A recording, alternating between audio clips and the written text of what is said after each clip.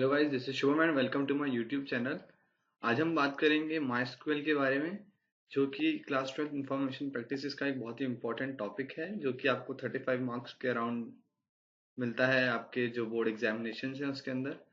तो इस सीरीज के अंदर हम सबसे पहले पढ़ेंगे कि माइस्क्यूएल होता क्या है, डाटाबेस क्या होता है, डाटाबेस मैनेजमेंट सिस्टम क्या होता है, डीबीएमएस क्या होता है।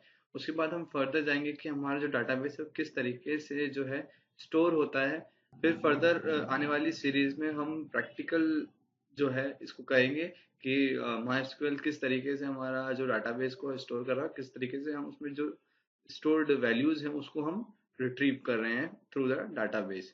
तो चलिए शुरू करते हैं। हम बेसिकली डाटाबेस मैनेजमेंट सिस्टम के बारे में आगे पढ़ने जा रहे हैं, तो हमें पता होना चाहिए कि डाटाबेस होता क्या है। सो हम देखते हैं कि डाटाबेस क्या होता है। सपोज मेरा कोई क्लिनिक है, ठीक है, मैं एक डॉक्टर हूँ। तो मैं क्या करता हूँ, एक रजिस्टर रखता हूँ अपना, जिसके अंदर कुछ ऐसे टेबल्स और कॉलम्स हैं, ठीक है।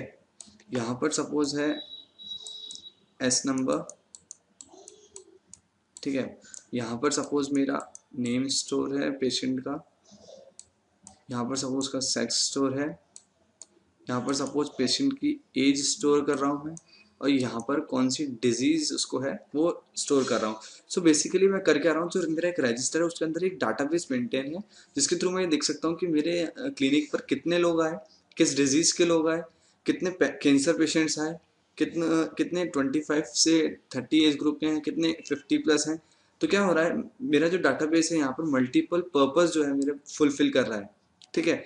हम इसकी फॉर्मल डेफिनेशन के ऊपर जाते हैं। Database is a collection of interrelated data store together to serve multiple applications. जैसा कि अपन ने यहाँ देखा कि जो हमारा सारा डाटा है वो एक स्टोर है एज अ डाटाबेस, और वो क्या कर रहा है, मल्टीपल पर्पस जो है या मल्टीपल एप्लीकेशन जो है उसको फुलफिल कर रहा है, सर्व कर रहा है, ठीक है।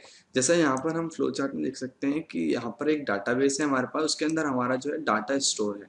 अब ये डाटा किसी भी वे में स्टोर हो सकता है। सपोज जैसा कि अपन ने यहाँ देखा कि हमारा डाटा है रोज और कॉलम्स, यानी कि एक टेबल के अंदर स्टोर है, ठीक है। सपोज हमारा किसी रिपोर्ट के अंदर हमारा डाटा स्टोर होता है, तो उसे एज अ रिपोर्ट्स डाटाबेस कह देते हैं, ठीक है। मुझे लगता है कि डाटाबेस टर्म आपको क्लियर होगी। चलिए आगे चलते हैं। अब बात आती है कि डाटाबेस मैनेजमेंट सिस्टम क्या होता है, डीबीएमएस क्या होता है। तो डाटाबेस जो एक सॉफ्टवेयर होता है, जो कि रिस्पॉन्सिबल होता है for storing, maintaining and utilizing the database. Suppose मैं एक सॉफ्टवेयर बनाता हूँ जिसके अंदर क्या है, मेरा डाटा जो है वो स्टोर है, ठीक है। अब वहाँ पर जो डाटा है वो एक अच्छे वे में स्टोर है, उसमें मैं कभी भी वैल्यूज को है जो है रिट्रीव कर सकता हूँ, यूटिलाइज कर सकता हूँ डाटाबेस को, और जो है मेरा जो डाटाबेस है वहाँ पर सेफ है, यानी कि मेंटेन है। ऐसा ही अगर कोई सॉफ्टवेयर है तो उसे हम डीबीएमएस यानी कि डाटाबेस मैनेजमेंट सिस्टम कहते हैं, ठीक है। अब database along with the DBMS software, इसको हम क्या कहते हैं, डाटाबेस सिस्टम, यानी कि जो डाटाबेस है प्लस डीबीएमएस, इन दोनों को मिलाकर क्या कहते हैं, डाटाबेस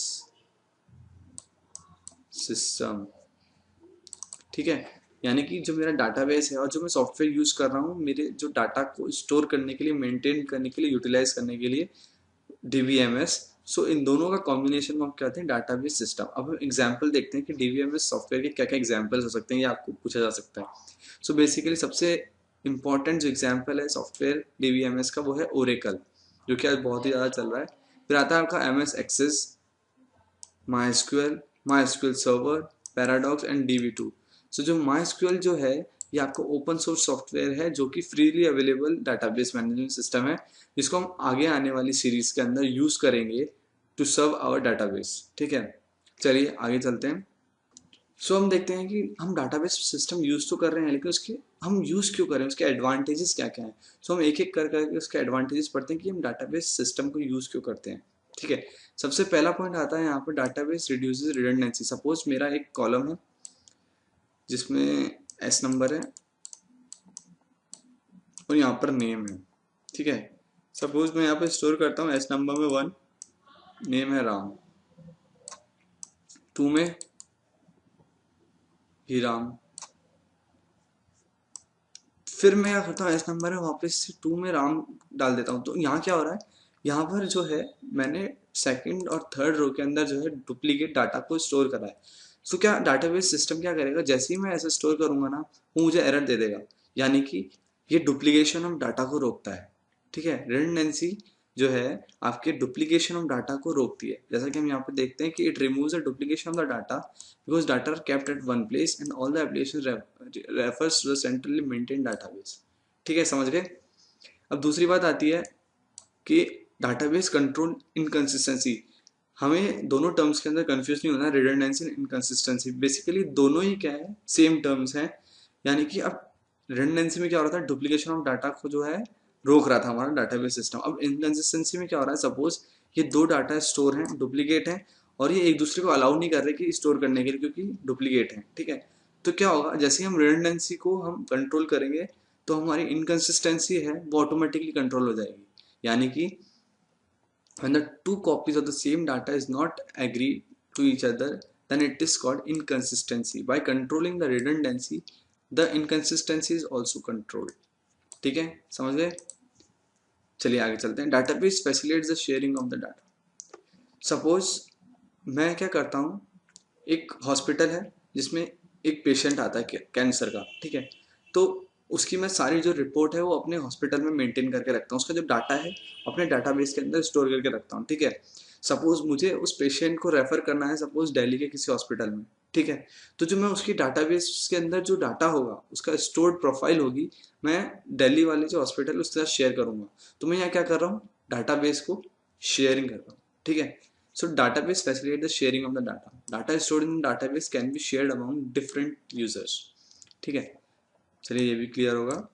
आगे चलते हैं। Database ensure security. सपोज मेरा एक डाटाबेस है जिसके अंदर मैं अपने कॉन्फिडेंशियल चीज़ों को स्टोर कर रहा हूँ। सपोज बैंक का एक डाटाबेस है, उसके अंदर उसके यूजर्स के जितने कस्टमर्स हैं उसके नाम हैं, उनके अकाउंट में कितना पैसा है, वो सब स्टोर है। ठीक है, तो अब मेरे को क्या करना है, मेरे को सिक्योरिटी रखनी है अपने बैंक अकाउंट्स के बारे में। ठीक है, तो क्या करूंगा, मैं डाटाबेस के अंदर कुछ या तो पासवर्ड डालूंगा या फिर कुछ ऐसे डालूंगा कि वो सिक्योर रहे, थर्ड पार्टी जो है उसको एक्सेस नहीं कर पाए, ओनली द लेजिटिमेट यूजर जो होगा उसको एक्सेस कर पाए। ठीक है, so data are protected against the accidental intentional disclosure to the unauthorized person और अनऑथराइज्ड मॉडिफिकेशन। यानी कि जो थर्ड पार्टी है ना तो वो उसको एक्सेस कर सकती है ना ही उसको मॉडिफाई कर सकती है। तो क्या हो रहा है यहाँ पर, मेरी जो डाटाबेस है उसको सिक्योर बना रहा हूँ। ठीक है, ये डाटाबेस सिस्टम का काम है। आगे चलते हैं। Database maintains the integrity. Suppose मैं यहाँ पर कुछ डेट स्टोर कर रहा हूँ 25/25/2000 ईयर, तो ये ईयर हो गया। अब ये डेट हो सकती है, कोई दिक्कत नहीं, लेकिन मंथ जो है 25 नहीं हो सकता। यहाँ पर जो ये डाटा मैं स्टोर करूंगा वो मेरा डाटाबेस सिस्टम परमिट नहीं करेगा क्योंकि ये रूल्स के खिलाफ है। ठीक है, it enforces the certain integrity rules to ensure the validity of the correctness of the data. So मेरा डाटाबेस सिस्टम जो होगा वो करेक्टनेस ऑफ द डाटा को इंश्योर करेगा, और जितनी भी चीज़ें मैं स्टोर करूंगा जो कि रूल्स के खिलाफ हैं वो ये स्टोर नहीं करने देगा। ठीक है, hence database maintains the integrity. चलिए लास्ट आता है डाटाबेस एनफोर्सेस स्टैंडर्ड्स। सपोज मैं अपने डाटाबेस के अंदर कुछ स्टैंडर्ड सेट करता हूँ कि मुझे भाई इसी तरीके से डाटा स्टोर करना है। ठीक है, तो एक स्टैंडर्ड हो गया, उस स्टैंडर्ड के अलावा मैं कोई और तरीके की जो मेरी वैल्यूज हैं वो स्टोर नहीं कर सकता। यानी कि database ensures standards. Database is mentioned in the standard format which helps the data to interchange or migration of the data between two systems. तो जो स्टैंडर्ड होगा एक सिस्टम के अंदर वही स्टैंडर्ड दूसरे सिस्टम के अंदर होगा। ठीक है, तो अगर मैं स्टैंडर्ड सेट नहीं करता तो क्या प्रॉब्लम आती, सपोज इसके अंदर कोई स्टैंडर्ड इसके अंदर कोई स्टैंडर्ड, दोनों स्टैंडर्ड मैच नहीं कर रहे, तो मैं शेयरिंग ऑफ द डाटा कैसे करूंगा between the two systems. Hence database ensures standards. ठीक है, सो आई होप आपको क्लियर होगा कि किस तरीके से हम डाटाबेस सिस्टम का यूज़ करते हैं, कि क्या एडवांटेज होते हैं, डीबीएमएस सॉफ्टवेयर क्या होता है, डाटाबेस क्या होता है। आने वाले लेक्चर में हम पढ़ेंगे कि किस तरीके से हम डाटाबेस के अंदर हम डाटा को स्टोर करते हैं। फिर उसके आगे हम देखेंगे कि किस तरीके से हम माइस्क्वेल का यूज़ करके हमारे डाटाबेस को क्रिएट करते हैं और यूटिलाइज करते हैं। सो गाइज, अगर आपको कोई भी क्वेश्चंस हो तो नीचे कमेंट के अंदर लिखिए, मैं जल्दी से जल्दी उसका आंसर देने की कोशिश करूंगा। और आगे आने वाले लेक्चर्स में अपडेट रहने के लिए मेरे चैनल को आप सब्सक्राइब करें। तब तक के लिए जय हिंद, मिलते हैं नेक्स्ट लेक्चर में।